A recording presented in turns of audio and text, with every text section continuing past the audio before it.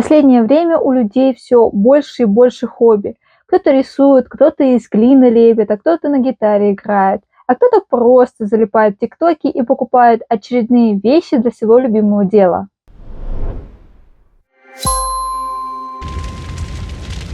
Когда человек ищет что-то, в этом нету ничего такого. В разные периоды своей жизни люди прибегают к хобби, ищут чем заняться. И в последнее время их стало очень много. До недавнего времени у нас не было такого разнообразия. И, конечно же, производители подсуетились и начали делать вещи, атрибуты для этих хобби, а некоторые даже умудрились и создать новые хобби. Невольно наталкиваешься на мысль, действительно ты этого хочешь, либо тебе это навязали. Недавно, на мой взгляд, сформировался уже устойчивый тренд, который зародился, на мой взгляд, в ТикТоке. Это тренд, скажем так, у него такой посыл, что если у тебя нет какого-то хобби, то ты, мол, неинтересный, скучный человек, и что только и можешь залипать в соцсетях и потреблять информацию из них. Хобби начало восприниматься как какой-то товар, как символ какого-то статуса. Соцсети и ТикТок в том числе, на мой взгляд, берут вот этот интерес людей к хобби. В том числе сюда же можно отнести некоторые работы креаторов.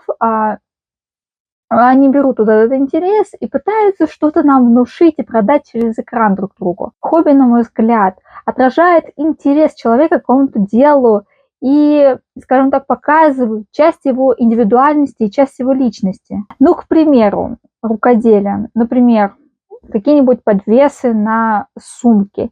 Изначально эти подвесы люди делали для себя самостоятельно, и каждый в это вкладывал какую-то свою индивидуальность, свою, скажем так, свои характеристики, свои особенности, когда это создавал, тем более это рукотворная вещь. Но потом крупные корпорации все это просекли и начали сами выпускать вот эти все подвесы на сумки. И это, скажем так, стало и трендово, и модно, все это завирусилось. И это уже, на мой взгляд, потеряло какую-то часть вот этой индивидуальности, которую человек вкладывал, и, скажем так, начала проявляться как приверженность человека к чему-то. Это более такое массовое явление приняло. Конечно, вот эти подвесы в какой-то степени отражают часть индивидуальности людей, но посыл все-таки остался, но мне почему-то кажется, что уже на данный момент это попахивает какой-то внешней демонстрацией, мол, посмотрите, я к этому себя отношу. Я не случайно привела такой пример, потому что handmade очень пересекается со стилем одежды и моды. Мы очень часто можем заметить какие-нибудь handmade вещи в коллекциях, а потом уже в магазинах. Но мы же все в курсе, что тренды в моде быстро сменяются. Я хочу сказать о том, что сейчас хобби настолько много, что может наступить точка невозврата. Чтобы вы поняли, я приведу пример. На нем, думаю, будет все понятно. Например, человек интересуется стилем и модой. Это тоже своего рода хобби. Ну, либо чем-нибудь вещественным, тем же хендмейдом. Он это все делает, не знаю, какие-то ролики публикует в соцсетях, в ТикТоке, потом это все каким-то образом вирусится. Конечно же, это делает не один человек, а много, думаю, вы понимаете. И это все крутится, превращается в тренд. Потом мы это видим, например, в уличной моде.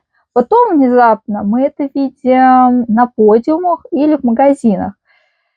Конечно, это некое, скажем так, сечение и формирование трендов, вы скажете, но тут есть кое-что другое. Этих микротрендов как хобби уже становится настолько много, что это не является какими-то микротрендами. Это является уже чем-то наподобие фонового шума. Их становится все больше, и больше, и человек понимает, что, за этим уже не угнаться. И начинается стадия какого-то перенасыщения, вот этого фонового шума, и потом наступает стадия усталости от этого всего, и, скажем так, люди просто начинают не воспринимать всю ту информацию, которая до недавнего времени им нравилась. Думаю, у многих уже есть эта усталость от трендов, но невозможно просто всегда быть в контексте, слишком уж много информации. Все-таки хочу вернуться к моде и стилю как хобби. Просто когда вы экспериментируете с личным стилем, вы же экспериментируете на себе. И чтобы грамотно подобрать вещи для себя, вы, в принципе, должны понимать себя, если в целом, потому что личный стиль вы не купите. Даже если вы работаете со стилистом, к примеру, ну, вы должны понимать себя. Но когда вы начинаете анализировать себя, вы же скажете: ну я же неинтересный. А следующим вопросом что будет? А что мне нужно сделать, чтобы быть интересным? Тогда мне нужно какое-то дело, какое-то хобби, чтобы быть интересным. И когда вот эта цепочка, которую, в принципе, о которой я рассуждала, например, с самого начала, повторяется, повторяется, повторяется, то есть скорость у нас увеличивается, а плюс ко всему к этому объем и количество прибавляется, ну, это клиника чистая. Хочу завершить этот блок рассуждения о том, что хобби как тренд, это, мол, попытка показать: вот, смотрите, у меня есть хобби, я, значит, знаю себя и показываю это через свои хобби. Но количество не значит качество.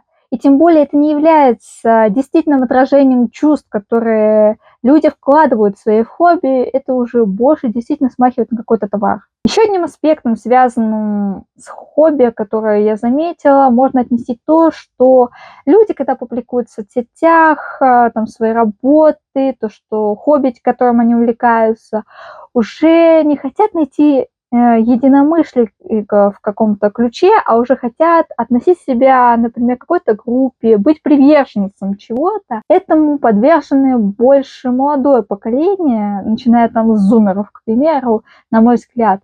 Это очень похоже на формирование коров и вообще на коры. В принципе, если мы немножко опустим ТикТок и соцсети, то хобби, массовость хобби в какой-то степени связана и с культурными особенностями. Как мы знаем, мода циклична, и культура, в принципе, тоже относится к этому правилу. Но ища приверженность к чему-то, мы, скажем так, ищем смыслы и в культуре. Мы пытаемся заглянуть не только в себя, но и вовне. Окружение и культура также формируют хобби, как и соцсети. Хотя культура в какой-то степени уже и бессмысленна, потому что, в принципе, из всего можно сделать тренд, и вот эти культурные особенности во многих аспектах уже перелопачены, скажем так, но все равно база-то остается. Также хочу затронуть хобби, которое называют перепотреблением. И, конечно, тут речь идет о коллекционировании. Для меня это достаточно больная тема, потому что я сама коллекционер. Многие этого вообще не понимают. Люди коллекционируют разные вещи.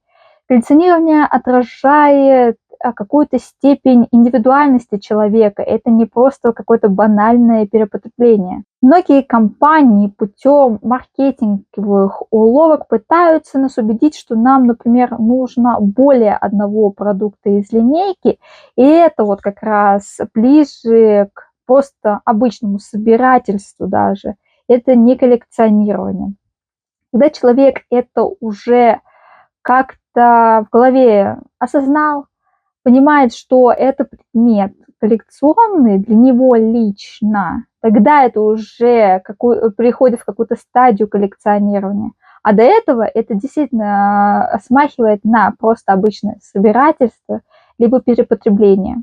Просто само перепотребление – это больше какая-то навязанная вещь, которая даже не может не быть связана с вами как с личностью. То есть это какая-то, не знаю, внешняя составляющая, которая, например, либо обществом навязана, либо компаниями навязана, и что-то в этом роде. Не знаю, вы оправдываете себя тем, что вам нужна эта вещь, потому что, не знаю, у коллег есть такая, у многих, кто в вашем окружении есть такие вещи. Это даже история с айфонами тоже сюда же.